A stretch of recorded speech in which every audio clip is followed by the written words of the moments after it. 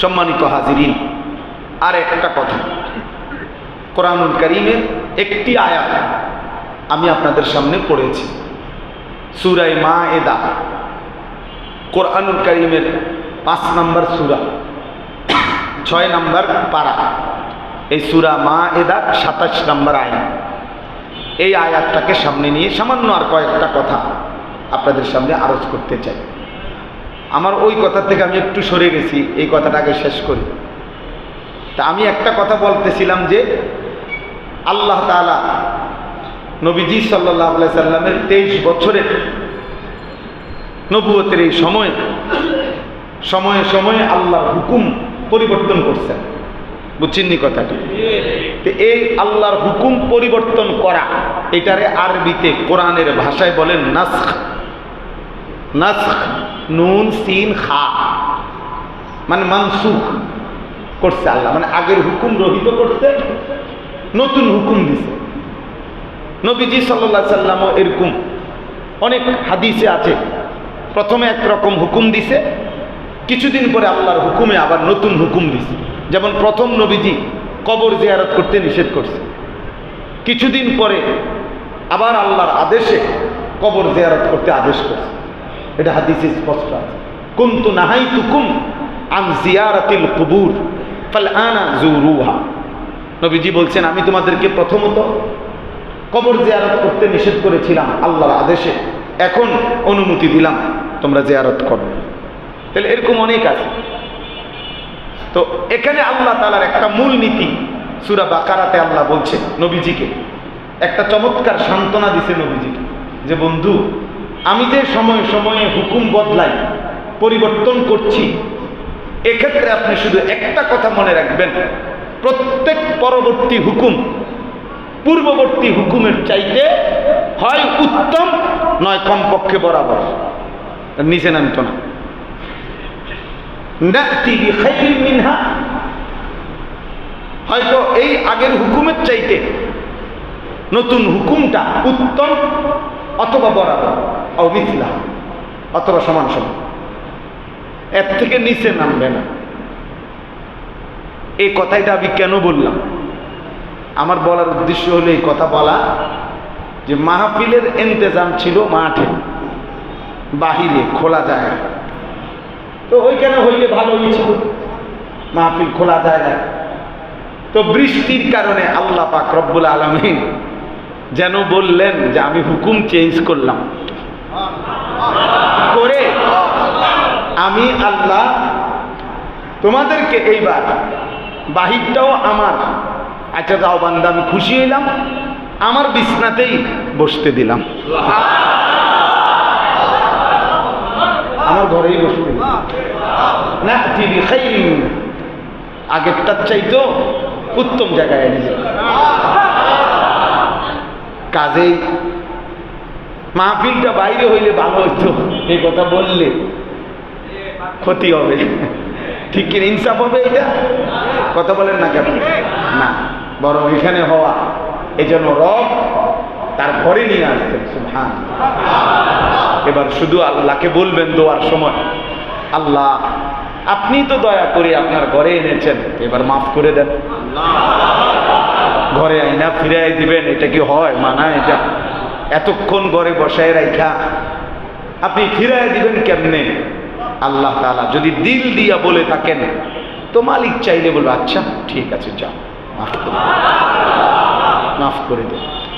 তোমাদের মতোই অল্প কয়েকজন বান্দাকে মাফ করে দিলে আমার ভান্ডারে কমবে না, যাও।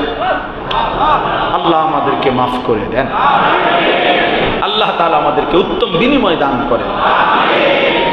তো এই 27 নম্বর আয়াত, যে আয়াতটি আমি পড়েছি, এই আয়াত কোরবানি সম্পর্কিত। কোরবানি আল্লাহ তাআলা প্রথম শুরু করেছেন যেখান থেকে, এই কথাটা এখানে উল্লেখ করেছেন। আমি একবারে সংক্ষেপে, খুব লম্বা বলা না, একদম সংক্ষেপে বলতে চাই। আদম আলাইহিস সালামের 2 ছেলে হাবিল এবং কাবিলের বিবাহকে কেন্দ্র করে এই কোরবানির সূত্রপাত। আল্লাহ পাক রব্বুল আলামিন আদম এবং হাওয়া আলাইহিমাস সালাম এই দুইজনের মাধ্যমে পৃথিবীতে মানুষের বংশ বিস্তার করেছেন। আল্লাহর কুদরতে আল্লাহ তাআলা তাদেরকে 40 জোড়া সন্তান দান করছেন। প্রত্যেক জোড়ায়, প্রত্যেক যমজ একটা ছেলে একটা মেয়ে। আল্লাহ তাআলাই শরীয়তের বিধান তখন চালু করছেন যে প্রত্যেক যমজ তারা পরস্পর সহোদর, আর প্রত্যেক পরবর্তী তারা তাদের সাথে বিবাহ বন্ধনে আবদ্ধ হইতে পারবে। অর্থাৎ প্রথমবারের ছেলে দ্বিতীয়বারের মেয়ে, দ্বিতীয়বারের ছেলে প্রথমবারের কি মেয়ে, এইভাবে ক্রস করলে বিবাহ করবে। আর এর মাধ্যমে ধীরে ধীরে মানব বংশ বিস্তার হবে। তো সব তো এইভাবেই বিধান আল্লাহ। কিন্তু এই হাবিল কাবিল এই দুই ভাইয়ের বিয়ের সময় গন্ডগোল বাঁধছে। কাবিল তার সাথের বোন, তার বক্তব্য সে তার বাবা আদম আলাইহিস সালামকে বললেন আমি একেই বিবাহ করব। তো আল্লাহ তাআলার হুকুম হলো যে তুমি একে বিবাহ করবে না, বরং হাবিলের সাথের বোনকে বিবাহ করতে পারবে। সে বলল আমি এটা মানি না। তো আদম আলাইহিস সালাম তখন বললেন ঠিক আছে, আল্লাহ তাআলার নতুন বিধান হলো উভয়ে নিজেদের প্রিয় বস্তু কোরবানি করো, যার কোরবানি কবুল হবে সে এই কন্যাকে বিবাহ করবে। আচ্ছা, আমি খুব ছোট্ট করে বলতেছি। তা হাবিল এবং কাবিল প্রিয় বস্তু কোরবানি করতে বলছে।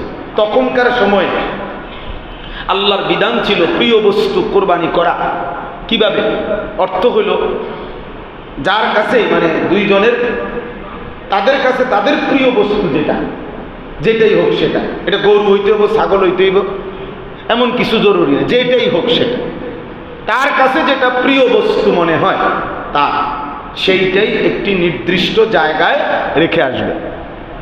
আর আল্লাহর পক্ষ থেকে আগুন এসে জ্বালায় দেবে। যারটা কোরআন শরীফে আছে সূরা আলে ইমরানে, বিকুরবানিন তাকুলুহুন নার, আগুন খেয়ে ফেলবে, জ্বালায়া ফেলবে। যার কোরবানিটা আগুন জ্বালায়া দিবে তারটা কোরবানি কবুল হবে, আর যারটা থেকে যাবে সেটা কবুল হলো না। প্রিয় বস্তু কোরবানি। মাঝখান দিয়ে বলি, আমার প্রায় এটা মনে হয় যে এই অবস্থা যদি আমগো হইতো, আমাদের হালাত যদি এমন হইতো, একটা মিনিট ভেবে দেখি যে সবাই কোরবানি করলাম, নির্দিষ্ট জায়গায় রেখে আসলাম, এরপরে সকালবেলা গিয়া দেখলাম অমুকেরটা জ্বালাইছে অমুকেরটা জ্বালায় নাই, তে কি আর এই এলাকায় থাকতে পারতো? মানুষ কি বলবো তার? লম্বা লম্বা বুজুর্গি দেখাও, হ্যাঁ, গপ মারতে সময় তো কম মারো না, এখন তো ধরা খাইলা সিটার, ঠিক কিনা বলেন? হায় হায়, সে তো এলাকা ছাড়া হয়ে যেত অপমানে। আল্লাহ পাক রব্বুল আলামিন কি পরিমাণ ইহসান ও করম করেছেন, দয়া করছেন। আখিরি নবী সাল্লাল্লাহু আলাইহি ওয়াসাল্লামের বরকতে খোদার কসম বাপ, অনেক বিষয় এমন আছে যেটা মহান আল্লাহ পাক রব্বুল আলামিন আমাদের প্রিয় নবী সাল্লাল্লাহু আলাইহি ওয়াসাল্লামের বরকতে এই উম্মতের জন্য সর্বাধিক সহজ করে দিয়েছে। এর মধ্যে এটা যে কোরবানির বিধানকে সবচেয়ে সহজ করে দিয়েছেন আল্লাহ তাআলা আমাদের নবী সাল্লাল্লাহু আলাইহি ওয়াসাল্লামের বরকতে। যাই হোক, তো হাবিল তার একটা দুম্বা, সে বকরি পালতো, দুম্বা বকরি, একটা সব উৎকৃষ্ট দুম্বা ওই নির্দিষ্ট জায়গায় নিয়ে রাইখা আসছে। আর কাবিল কিছু গম শস্য, সে কৃষি কাজ করত, তো তার কৃষি উৎপন্ন শস্য এগুলাকে পুরা নষ্ট ফসা এগুলো একত্রিত করে আপনার ওইখানে নিয়ে রাখা আসছে আলাদা। আসমান থেকে আগুন এসে হাবিলের দুম্বা জ্বালায় দিছে, কাবিলেরটা যথাস্থানে পড়ে আছে। তো এই কথা স্পষ্ট আবারও প্রমাণিত হলো, নতুন হুকুমের মাধ্যমেও প্রমাণিত হইল যে কাবিল এই বোন বিবাহ করতে পারবে না। আল্লাহ তাআলা এই আয়াতের মধ্যে কথা বলছেন, ওয়াতলু আলাইহিম নাবা আবনাই আদম বিল হক, হে নবী, আদমের 2 সন্তানের ঘটনা সঠিকভাবে আপনি আমার বান্দাদের নিকটে বর্ণনা করেন।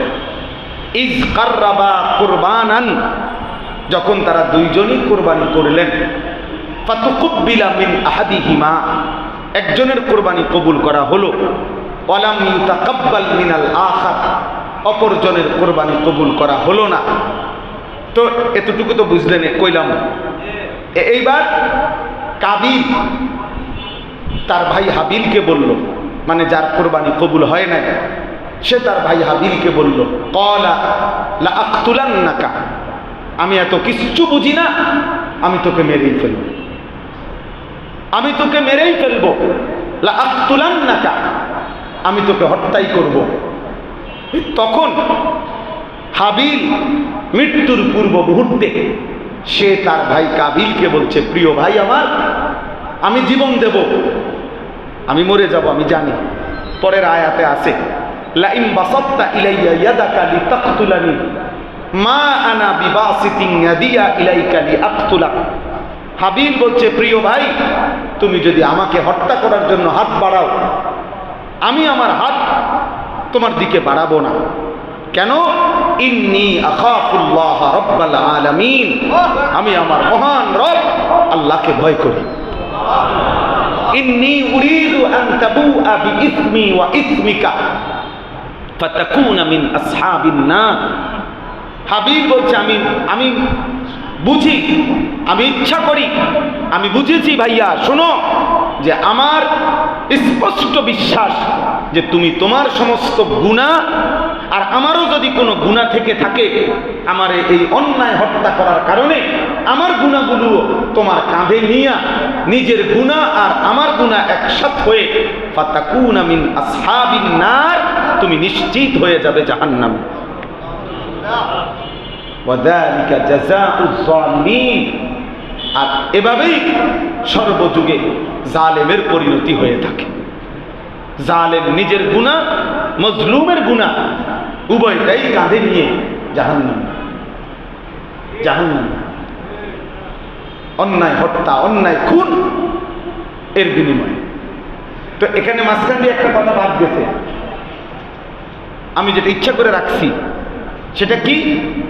হাবিল বলতেছে, ভাই আমি বুঝছি, আমি জীবন দেব, কিন্তু তোমারে বলে রাখি, কিয়ামত পর্যন্তের জন্য এই পৃথিবীবাসীর কাছে স্বর্ণের অক্ষরে লিখে রাখার মতো এক কথা, যে সর্বযুগে সর্বকালে এই মূলনীতি মনে রাখবা, ইন্নামা ইয়াতাকাব্বালুল্লাহু মিনাল মুত্তাকিন, নিশ্চয়ই আল্লাহ তাআলা সর্বযুগে সর্বকালে আল্লাহ তাআলা ইবাদত কবুল করবেন, তার গুনাহ মুক্ত জীবন হবে যার। মুত্তাকিন, তাকওয়া থাকবে যার। আর তাকওয়া মানে গুনাহ মুক্ত জীবন। তাকওয়া মানে গুনাহ থেকে বেঁচে থাকার নিরন্তর প্রচেষ্টা, প্রতিনিয়ত যে নিজেকে গুনাহ থেকে মুক্ত রাখতে সচেষ্ট, তাকে বলে মুত্তাকি। আর আল্লাহ তাআলা গুনাহ থেকে মুক্ত থাকবে যে, তাকওয়া অবলম্বন করবে যে, মুত্তাকি হবে যে, আল্লাহ তার কোরবানি, তার নামাজ, তার ইবাদত, তার বন্দিগি কেবল কবুল করবেন। অর্থাৎ তিনি বুঝাইলেন, তোমার কাছে তো কথা স্পষ্ট যে তুমি কোরবানি কেন কবুল হলো না, এখানে আমার কোনো স্বজনপ্রীতি নাই, আমার কোনো ষড়যন্ত্র নাই, বরং তোমার তাকওয়ার ঘাটতি, তোমার গুনাহের জিন্দিগি, তোমার নাফরমানিতে তোমার কোরবানি কবুল হলো না, তোমার কোরবানি কবুল হলো। এই হলো আয়াতের সংক্ষিপ্ত অর্থ। এবার এই আয়াত থেকে দুইটা কথা বলতে চাই। একটা কথা এই কিশোর যুবক ভাই তোমাদের জন্য, আরেকটা কথা সবার জন্য। দুইটা কথা। এক নম্বর কথা হলো, এই কাবিল কিশোর যুবক ভাই তোমাদের জন্য আমার একটা কথা, তাফসীরের মধ্যে আছে কথা, যে এই ঘটনার থেকে এই কথা স্পষ্ট যে কাবিল সে নারীতে আসক্ত ছিল। এই পৃথিবীর প্রথম অপরাধ নারীর আসক্তি, এই জমিনের প্রথম পাপ নারীর আসক্তি। আর এই জমিনের প্রথম কার্যকর সীমালঙ্ঘন নারীর আসক্তির কারণে অন্যায় খুন, অন্যায় অবৈধ রক্তপাত। আচ্ছা, এবার দেখেন এই নারীর আসক্তি হওয়ার কারণে কাবিলের মানসিকতাটা কি হয়েছে, এটাই শুধু যুবক ভাইদেরকে আমি শুনাইতে চাই। নারীর প্রতি আসক্ত হওয়ার কারণে এক নম্বর কথা হলো, এই কাবিল প্রথম আল্লাহ পাক রব্বুল আলামিন মহান আল্লাহ বলছে তুমি এই নারীকে বিবাহ করো না। সে বলছে আমি আল্লাহর হুকুম মানি না, আমি নারী চাই। দুই, আদম আলাইহিস সালাম একজন নবী কিনা কথা বলেন? এই নবী বলছে কাবিলকে তুমি এই নারীকে বিবাহ করো না। এই কাবিল বলছে আমি নবীর হুকুম মানি না, আমি নারীকে চাই। তিন নাম্বার, আদম আলাইহিস সালাম তার বাবা কিনা, তো বাবা তার সন্তানকে বলছে এই বোনকে তুমি বিবাহ করো না। কাবিল বলছে আমি বাবা আমার হুকুমও মানি না, আমি নারীকেই চাই। চার নাম্বার, হাবিল তার আপন রক্তের ভাই, সে তার ভাইয়ের ইজ্জত, ভাইয়ের জান, ভাইয়ের রক্ত হালাল করে দিছে, অর্থাৎ তাকে খুন করে ফেলছে। বিনিময়ে সে বলছে তবুও আমি নারীকে চাই। এই জন্য দোস্ত আমার, বন্ধু আমার, নওজোয়ান ভাই আমার, এই ভাই আপনাদেরকে শুনাইলাম এই কথা মনে রাখবেন। এই নারীর প্রতি আসক্ত যে হারাম প্রেম, হারাম সম্পর্ক, কোন ভিন মেয়ের সাথে, কোন নারীর সাথে যার অবৈধ সম্পর্ক, খোদার কসম এই মানুষ তখন আর মানুষ থাকে না, এটা আস্ত জানোয়ার ছাড়া আর কিচ্ছু থাকে না। এটা তখন পুরোটা জানোয়ার হয়। তার মানুষ থাকে। ওই নারীর আসক্ত ওই জানোয়ার তখন বলে আমি আল্লাহ চিনি না, আমি রসুল চিনি না, আমি মা বাবার ইজ্জত চিনি না, আমি ভাই বন্ধু চিনি না, আমার নারী দরকার। আমার কি দরকার? আমার নারী দরকার। এই জন্য খুন করতে দ্বিধা করেন। এই পৃথিবীর সর্বযুগে, এই পৃথিবীর অন্যায় খুন, হারাম যত খুন আছে, অবৈধ অন্যায় যত খুন, এর শতকরা 90 ভাগ 95 ভাগের পিছনে নারীর স্পর্শ আছে।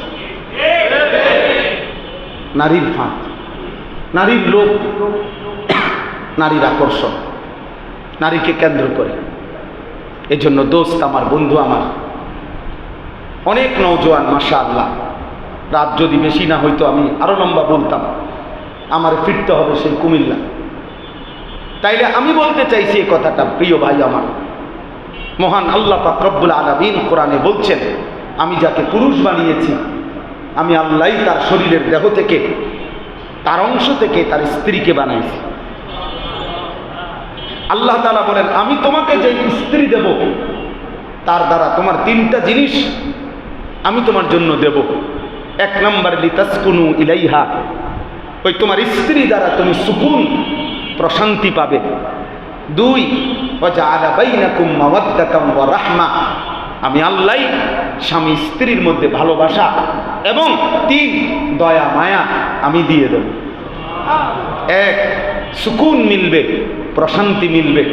2 মাওয়াদ্দাত, ভালোবাসা মিলবে। 3 রাহমাত, দয়া মায়া মিলবে। আল্লাহ তাআলা বলেন তুমি আমার দেওয়া স্ত্রীর জন্য অপেক্ষা করো, আমি তোমার দিল শান্ত করে দেব, আমি তোমারে ভালোবাসা দিয়ে দেব, আমি তোমারে দয়া মায়াও দিয়ে দেব। কিন্তু তুমি নিজের থেকে এই অন্যায়, এই নিজের থেকে রিলেশন, এই হারাম সম্পর্ক, প্রিয় ভাই আমার, বন্ধু আমার, কোনোভাবে বিবেকবান হলে, আপনারা স্কুলে পড়েন, কলেজে পড়েন, ইউনিভার্সিটিতে পড়েন, দোস্ত আমার পড়েন, আমাদের কিন্তু এই হারাম সম্পর্ক, হারাম এই রিলেশন, খোদার কসম, আল্লাহর কসম, বিবাহ বহির্ভূত ছেলে মেয়ের সম্পর্ক, সেটা যদি শুধু ছেলে মেয়ের সম্পর্ক, এটা রিলেশন হইতে পারে না। ইংরেজি বললেই কোনো কিছু শুদ্ধ হয়ে যায় না, ইংরেজি বললেই ভদ্র হয়ে যায় না। ইংরেজি ভাষা ভদ্র ভাষা, পৃথিবীতে এই কথা কোনো সিদ্ধান্তের মধ্যে নাই, কোনো রেজুলেশনের মধ্যে নাই। আপনি বলেন না এটা কোথায় আছে? কথা বলেন না কেন? ইংরেজি একটি ভাষা, আরবি একটি ভাষা, উর্দু একটি ভাষা, বাংলা একটি ভাষা। ইংরেজি ভাষাকে শুদ্ধ ভাষা বলে। দুইটা শব্দ ইংরেজি পটপট করতে পারলে উনি ভদ্রলোক। এটা কিভাবে সিদ্ধান্ত হয়েছে? কোথায়? জাতিসংঘে? কোথায় এটা? কোথায় ফয়সালা হয়েছে? কোথায়? কথা বলেন না কেন? তাইলে আপনি এটাকে বললেন ওদের রিলেশন। আমার না না, আল্লাহর কসম, কসম খোদা, নবীজি সাল্লাল্লাহু আলাইহি সাল্লাম বলছে স্বামী স্ত্রী এই বন্ধন ছাড়া নারী পুরুষের বাকি অবৈধ যত সম্পর্ক আছে, হারাম সম্পর্ক, নবীজি এটাকে বলছে জেনা, জেনা, জেনা, ব্যভিচার, ব্যভিচার, ব্যভিচার। এটা এই জন্য আল্লাহর নবী বলছে চোখেরও জেনা হয়, হাতেরও জেনা হয়, কানেরও জেনা হয়, দিলেরও জেনা হয়, এরপরে লজ্জাস্থানেরও জেনা। তাহলে হাতেরটা যেটা এটাও জেনা, চোখেরটা যেটা এটাও জেনা, কথার যেটা এটাও জেনা, তারপরে পায়ের যেটা এটাও জেনা, লজ্জাস্থানের যেটা এটাও জেনা।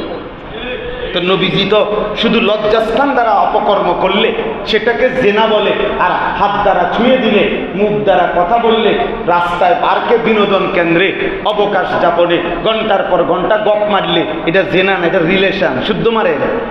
হ্যাঁ, উনি শুদ্ধ মারেন? এটা রিলেশন না, এটা জেনা। বলেন এটা কি? এটা ব্যভিচার। এটা হাতের ব্যভিচার, ওইটা চোখের ব্যভিচার, ওইটা কানের ব্যভিচার, ওইটা দিলের ব্যভিচার, ওইটা পায়ের ব্যভিচার, এটা লজ্জাস্থানের ব্যভিচার। সব জেনা। জিনাল আইন, জিনাল লিসান, জিনাল কলব, জিনাল ইয়াদ, জিনাল রিজল, জিনাল ফরজ, লজ্জাস্থানের। এক সবগুলো হাদিসের শব্দ, আমি বানাই আরবি বলি নাই, হাদিসের শব্দ। অতএব অতএব নারী পুরুষের অবৈধ যত সম্পর্ক, এরা কখনোই, ওরা এই প্রেম, ভালোবাসা, মহব্বত, প্রেম, আল্লাহর কসম, স্বামী স্ত্রীর বিবাহ বহির্ভূত অন্য সম্পর্ককে প্রেম বলা যাবে না, জেনা বলতে হবে। জেনা, এটা ব্যভিচার, এটা ব্যভিচার, এটা জেনা। আপনি যদি বলেন বর্তমান আধুনিকতার সাথে এটা মানানসই না, তা আপনার আধুনিকতা আপনি মানান, আমি এটা মানি না। আমার আরশ আজিমের মালিক যেটা বলছে, আমার আল্লাহর বন্ধু আমার রাসূল সাল্লাল্লাহু আলাইহি সাল্লাম যেটা বলছে, এটাই চির আধুনিক, এটাই সত্য, এটাই বাস্তব, এটাই যৌক্তিক, এটাই মানবতার সপক্ষে, এটাই একমাত্র কামিয়াবি, এর মধ্যেই সফলতা, এর মধ্যেই সফলতা। নারীকে ইজ্জত দিতে গিয়ে, নারীর অধিকার প্রতিষ্ঠিত করতে গিয়ে, নারীর জেনাকে, নারীর ব্যভিচারকে ভদ্রচিত স্বীকৃতি দেওয়ার জন্য উঠে পড়ে লাগছে যারা, এরা নারী নামের কলঙ্ক ছাড়া আর কিচ্ছু হইতে পারে না।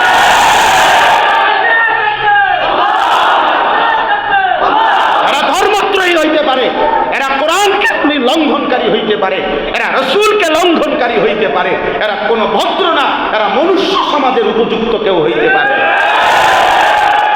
ইসলাম নারীকে ইজ্জত দিয়েছে, কোরআন নারীকে সম্মান দিয়েছে। এটা সেই নারী, যেই নারী আমরা বইতে পড়ছি, কিতাবে, ইসলাম পূর্ব যুগে। আরে মিয়া, আমি নিজে পড়ছি। ইসলাম পূর্ব যুগে পৃথিবীতে একটা মতবাদ ছিল, এই মতবাদের স্লোগান ছিল 3 জিনিসে সবার সমান অধিকার। 3 জিনিসে কেউ কাউকে ধরে রাখার কোনো অধিকার নেই, সবার ব্যবহার করার সমান অধিকার। বিশ্বাস করেন, এটা ঐতিহাসিক আরবি কিতাবে আমরা পড়ছি। 1, আগুন, আগুনে সবার সমান অধিকার, আগুন যেখানেই থাকুক সবার। 2, পানি, সবার সমান অধিকার। খোদার কসম, কিতাবে লেখা আছে 3য় জিনিসটা হলো নারী। বুঝেন নাই? নারী, নারী, নারী সবার অধিকার, অর্থাৎ সে নির্দিষ্ট কারো কিছু না, যেখানে যে পাবে সেই তাকে ব্যবহার করবে, এই হলো তার জীবন। তাহলে যেই সমাজ নারীকে এতটা নিকৃষ্ট অবস্থায় নামায় দিছিল, নারীকে রাস্তার পণ্য, উপভোগের পণ্য বানায় দিছিল, সেখান থেকে ইসলাম, সেখান থেকে কোরআন, সেখান থেকে আমার রাসূল সাল্লাল্লাহু আলাইহি সাল্লাম ইজ্জত দিতে দিতে, সম্মান দিতে দিতে এতটা উচ্চ মর্যাদায় দিছে। শেষ পর্যন্ত নারীকে কোথায় দিছে জানেন? নারীকে আল্লাহ রাসূল কোথায় নিয়ে গেছে? আমার পরিষ্কার বক্তব্য, আমরা সবাই বুঝবেন এটা, নারীকে আল্লাহ নবী সাল্লাল্লাহু আলাইহি সাল্লাম ইজ্জতের চূড়ায় নিতে গিয়ে জান্নাতের উপরে তুলে দিছে। যদি জান্নাত মায়ের পায়ের নিচে হয় তো মা কোথায়? ও মা কথা বলে না, আপনি বুঝছেন না সহজ হিসাবটা? জান্নাত যদি মার পায়ের নিচে হয় তো মা কই? মা উপরে না, মার পায়ের নিচে জান্নাত হবে, মা কই? ইসলাম নারীকে জান্নাতের ঊর্ধ্বে উড়িয়ে দিয়েছে মর্যাদা। আর ওরা 1450 বছর পরে আইসা ওরা নারীকে সম্মান দিবে, সম্মান দিবে। আমার বিবি কয়েকবার বলছে আমার এই কথাটা, হাসতে হাসতে কই যে এই বেডিডি আমার জিগাইছিনি আমার মর্যাদার দরকার আছে, তা আমি তো এবারে বলিনি। তা আমরার মতো এরকম আমার বলছে যে আমরা 10 লক্ষ পর্দানশীল নারী, আমরা একসাথে বলি যে তোমাদের কাছে আমরা 2 পয়সার কোনো মর্যাদা চাই না, তোমাদের এই মর্যাদার নামে, তোমরা অধিকারের নামে যা দিতে চাচ্ছ আমরা সেটা ঘৃণা ভরে প্রত্যাখ্যান করলাম, ঘৃণা ভরে প্রত্যাখ্যান। আল্লাহ আমাদেরকে মাফ করে দেন কোনোভাবে ইনশাআল্লাহ। এই জমিন আমার বাংলাদেশ, ইঞ্চিতে বর্গ মাইলে ছোট হইতে পারে, কিন্তু কলিজায় মোমেন বড় ইনশাআল্লাহ, ইনশাআল্লাহ। এজন্য নওজোয়ান কোনোভাবে কোনো আপোষ হবে না। জিহাদি সমাধান, আপোষ কোনো সমাধান না, আপোষ না, জিহাদ, জিহাদ সমাধান ছিল ইনশাআল্লাহ। বিজয় ইসলামের হবে। শনিবার দিন 10ই মে ফজরের নামাজের পরে সালাম ফিরাইয়া, এই শেষ ফজরের সালাম ফিরাইয়া নারে তাকবীর আল্লাহু আকবরের স্লোগান দিয়ে সেনাবাহিনী পাকিস্তানের যখন চূড়ান্ত হামলা করছে ইন্ডিয়ার দিকে, 3 ঘন্টার ব্যবধানে আমেরিকার বুড়া মিয়া ফোন দিছে ইন্ডিয়া, 3 ঘন্টা লাগছে না, ফোন দিয়ে বলছে থাইমালাও, পারতা না, থামো থামো। ইন্ডিয়ার আব্বারে বলছে থামো দাদা, থাইমালাও, পারতা না, পারতা না, থামো। থেমে গেছে, থেমে গেছে। হ্যাঁ,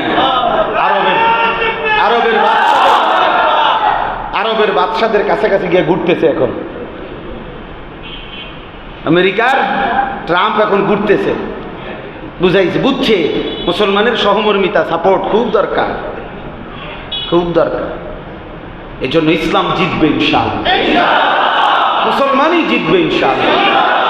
প্রিয় বন্ধু মনে রাখেন, একদিন ইনশাআল্লাহ রাত গভীরে ফজরের ওয়াক্তে ঘুম থেকে জেগে শুনবেন এমন একটা বিজয় ফিলিস্তিনেরও হয়ে গেছে ইনশাআল্লাহ। গাজার বিজয় হবে, ফিলিস্তিনের বিজয় হবে। এত রক্ত, এত চোখের পানি, এত মায়ের আহাজারি, এত এতিম সন্তানের আহাজারি বৃথা যাবে না ইনশাআল্লাহ। কসাই মোদিকে যেই আল্লাহ বেইজ্জতি করেছে, ওই বেঈমান নেতা নিয়াউকে ওই আল্লাহ নিশ্চিহ্ন করে দেবে ইনশাআল্লাহ। আল্লাহ আমাদেরকে হিম্মত দান করেন, আল্লাহ আমাদেরকে হিম্মত দান করেন। এই জন্য আমার নওজোয়ান ভাই, আমার বন্ধু, কোনোভাবে আখলাক নষ্ট কইর না বাপ। চরিত্র এক মানুষের শ্রেষ্ঠ সম্পদ। সার্টিফিকেট সবচেয়ে বড় সম্পদ না, আখলাক সবচেয়ে বড় সম্পদ। আখলাক সবচেয়ে বড় সম্পদ, চরিত্র সবচেয়ে বড় সম্পদ। আমরা সেই ছোটবেলায় আমরাও পড়ছি, 2-4 লাইন স্কুল কলেজে আমরাও পড়ছি, জেনারেল পড়ালেখা আমরাও পড়ছি। ও কুমিল্লা ভিক্টোরিয়া কলেজ থেকে মাস্টার্স পাস করছে।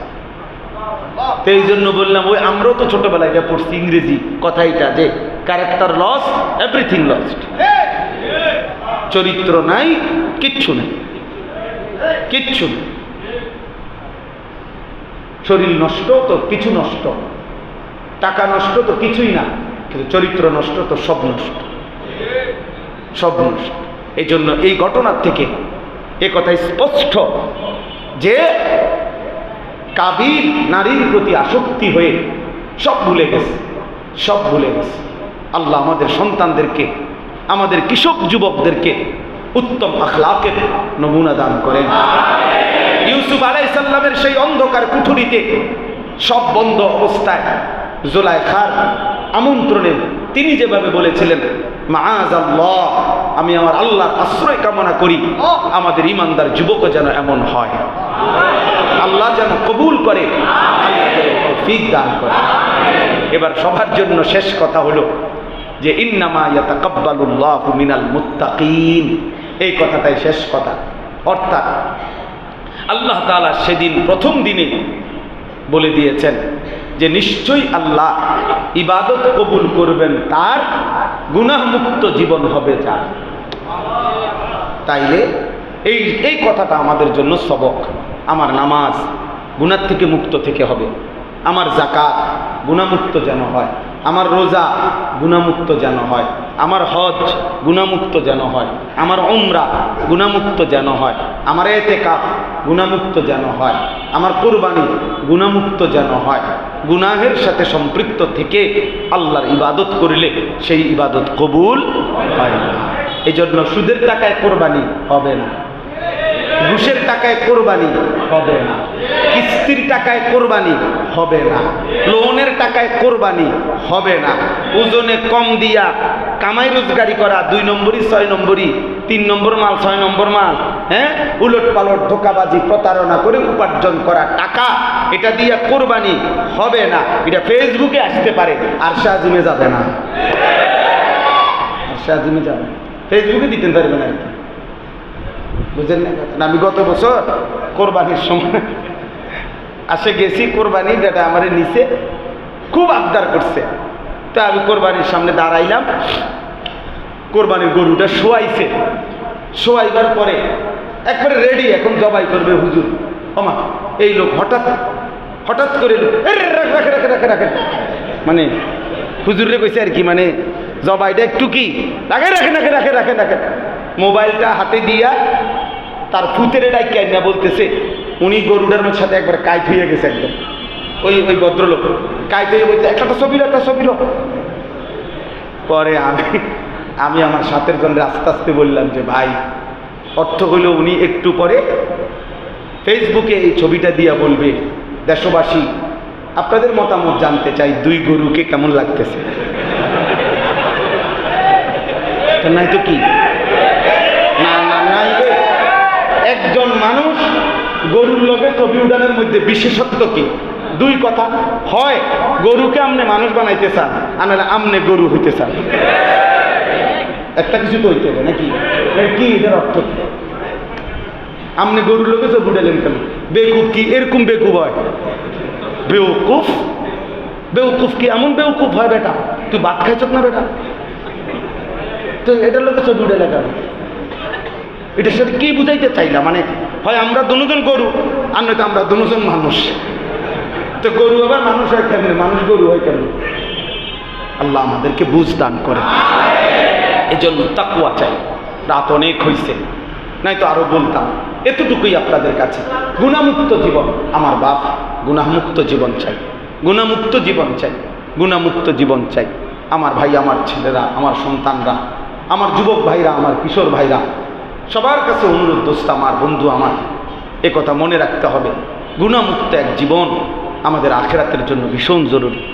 প্রিয় ভাই, আমার বাপ, আমার আখেরাত অনেক লম্বা, কবর অনেক লম্বা, অনেক লম্বা সফর বাপ। 1.25 লক্ষ আম্বিয়ায়ে কেরাম, আদম থেকে মুহাম্মদ সাল্লাল্লাহু আলাইহি সাল্লাম পর্যন্ত আখেরাতের ভয়ে কাঁদছেন। পৃথিবীর সমস্ত আউলিয়া, বুজুর্গ, সাহাবা, ওলামা রাতভর দিনভর আখেরাতের ভয়ে কাঁদছেন বাপ। আমার শায়েখ আরিফ বিল্লাহ হাকিমুন নফস আল্লামা মুফতি মুশতাকুন নবী কাসিমি হযরত প্রায় সময় কথাটা বলে যে রে বাপ, হাসরের ময়দান এটা তোমার শ্বশুর বাড়ি না, এটা তোমার মামার বাড়ি না। হাসরের ময়দান ওই ময়দান, খোদার কসম কোরআনে আছে, ইব্রাহিম আলাইহিস সালামের মতো নবী তিনি পর্যন্ত দিবানিশি আল্লাহর কাছে দোয়া করতেন, রব্বি লা তুখজিনি ইয়াওমা ইউবআসুন, আয় মাওলা, যেদিন সবাইকে কবর থেকে হাসরের ময়দানে উঠাবেন সেদিন আমি ইব্রাহিমকে আপনি বেইজ্জতি করেন। লা তুখজিনি ইয়াওমা ইউবআসুন, আল্লাহ আমারে বেইজ্জতি করেন না।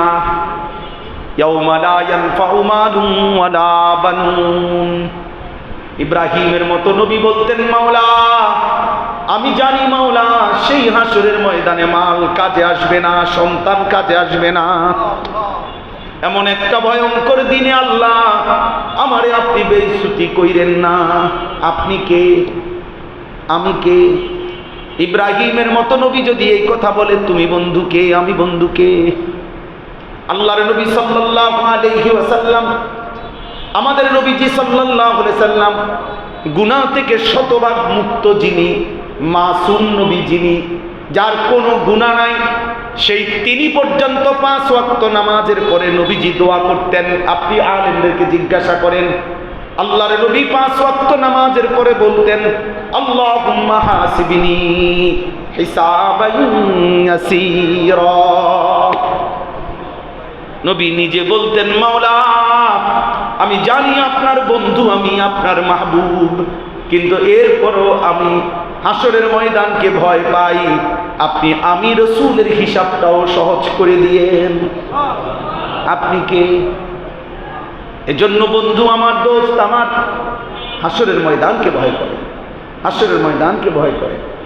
হাদিসের মধ্যে আছে, ইব্রাহিম আলাইহিস সালামের মতো নবী ইসমাঈলকে দেখবে কিন্তু ডাকবে না, বলবে ইয়া রব্বি নাফসি নাফসি, আয় মাওলা আমাকে বাঁচা।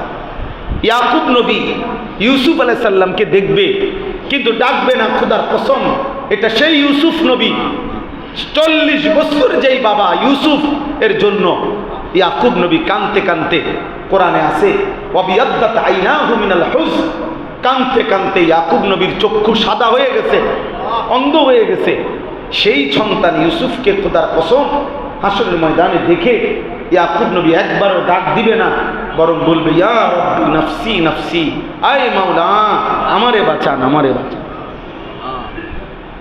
আমারে বাঁচান। আপনি কে, আমি কে? আল্লাহ আমাদেরকে হেফাজত করেন। এজন্য বাপ গুনাহ মুক্ত জীবন চাই, আমিও আপনি বলেন ইনশাআল্লাহ, হিম্মত করেন ইনশাআল্লাহ। চেষ্টা করলে পারবেন, পারেন। যুবক ভাই, নারী দেখো না, ছবি দেখো না, অস্থির দৃশ্য দেখো না, বেঈমানের মতো চেহারা, চুল, আখলাক সাজাইও না। ফজরের নামাজ গুরুত্বের সাথে কষ্ট হলেও পড়তে চেষ্টা করে। ফজরের নামাজে মুমিনের বিজয়, ফজরের ওয়াক্ত বিজয়ের ওয়াক্ত। ফজরের ওয়াক্ত কিসের ওয়াক্ত? বিজয়। এই জন্য ফজরের নামাজে অভ্যস্ত যারা ইমামে মাহদির সঙ্গী হবে তারা, ফজরে অভ্যস্ত যারা দাজ্জালের বিরুদ্ধে লড়বে তারা, ইনশাআল্লাহ ইনশাআল্লাহ। এই জন্য 5 ওয়াক্ত নামাজ ফজর সহ পড়বেন ইনশাআল্লাহ। আল্লাহ তাআলা আপনাদের এই আশা বসা কবুল করে নেন, আপনাদের এই কষ্ট করে রাত জাগা আল্লাহ তাআলা বরকত দান করেন, মাদ্রাসা কবুল করে নেন। ছেলেগুলো পাগড়ি নিল, আপনি তো হাফেজ কোরআনের কোনো সম্মানই দেখলেন না এখনো। এই পাগড়ি তো পাগড়ি, কিন্তু ইনশাআল্লাহ হাফেজ কোরআনের মর্যাদা হাসরের মাঠে দেখবেন, হাসরের মাঠে দেখবেন। যখন রব বলবে আমার কোরআনের হাফেজ, তোমার আয়াত, তোমার কোরআন থেকে তুমি তেলাওয়াত করতে থাকো আর আমার জান্নাতের উপরে উঠতে থাকো। আল্লাহ তাআলা বলবেন থামবা তুমি সেখানে, তোমার তেলাওয়াত থামবে যেখানে। এজন্য আল্লাহ তাআলা এদেরকে জগৎ বাসা হাফেজ, আলেম, মুত্তাকি, আরিফ, রব্বানি বানিয়ে দেন। এদের মা বাপকে, খানদানকে আল্লাহ কবুল করেন। অনেক নওজোয়ান, আমার আসলে খুব ভালো লাগছে যে অনেক যুবক ভাই এতটা গরমে কষ্ট করে আপনারা বসছেন, দাঁড়ায় আছেন উপরে নিচে। আল্লাহ তাআলা এই সব নওজোয়ানকে আগামীর ইসলামের জন্য কবুল করেন। জিতবেই মুসলমান ইনশাআল্লাহ, জিতবেই ফিলিস্তিন ইনশাআল্লাহ, হারবেই ইসরায়েল ইনশাআল্লাহ। পতাকা উড়বেই ইনশাআল্লাহ। কোনো সন্দেহ, কোনো সন্দেহ, বিজয় দেখবেন মুসলমান। আল্লাহ আমাদের সবাইকে আল্লাহ দ্বীনের জন্য কবুল